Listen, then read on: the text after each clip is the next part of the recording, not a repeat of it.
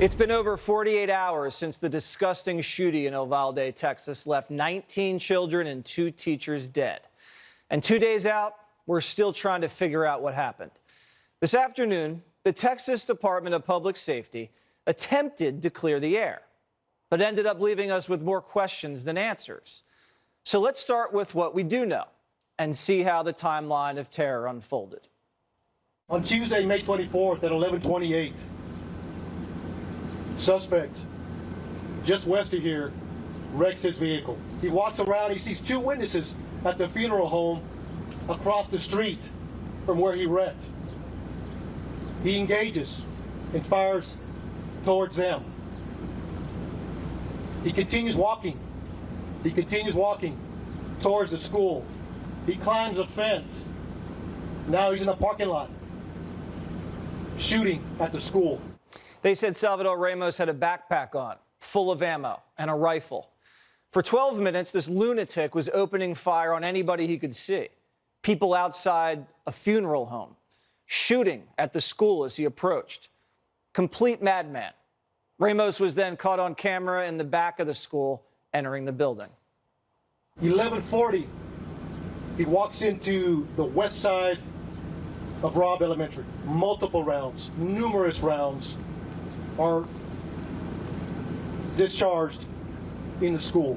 It was reported that a school district police officer confronted the suspect that was making entry.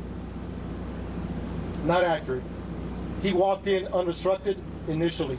So from the grandmother's house to the bar ditch to the school, into the school, he was not confronted by anybody. So according to what he just said, there was no exchange with a school resource officer outside the school. Nobody was around. Ramos was able to walk right in, no problem. The doors were unlocked. So now he's inside the school, and that's when police show up. 4 minutes later, local police departments, Uvalde Police Department, the Independent School District Police Department are inside, making entry. They hear gunfire, they take rounds, they move back, get cover. And during that time, they approach where the suspect is at. Approximately an hour later, U.S. Border Patrol tactical teams arrive. They make entry, shoot and kill the suspect. Again, police say Ramos locked himself in the classroom at 11:44. They also say that they didn't enter the classroom until an hour later. That's when Ramos was shot and killed.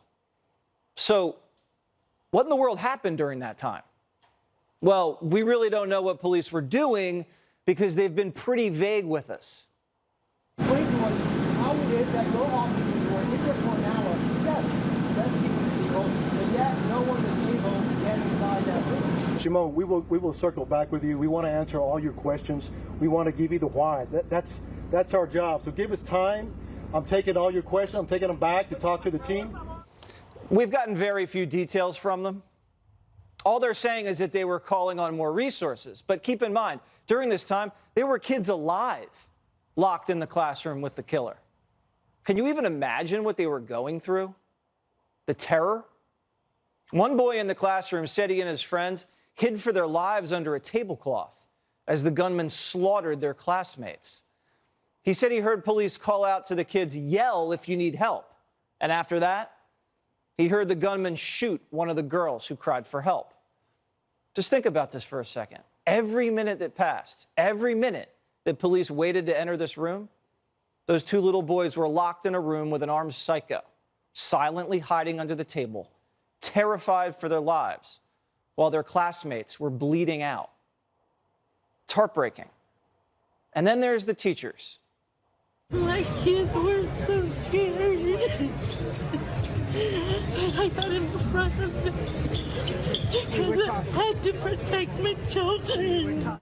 And while all this was unfolding inside the school, crowds of parents had gathered on the outside of the school, overcome with panic.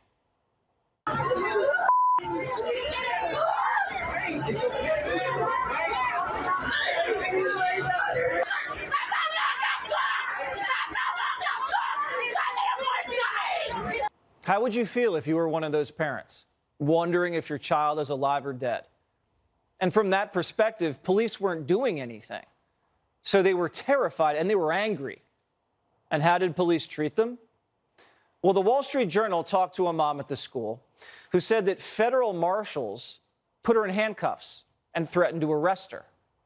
That same mother also told the Wall Street Journal, quote, she saw a father tackled and thrown to the ground by police and a third pepper sprayed.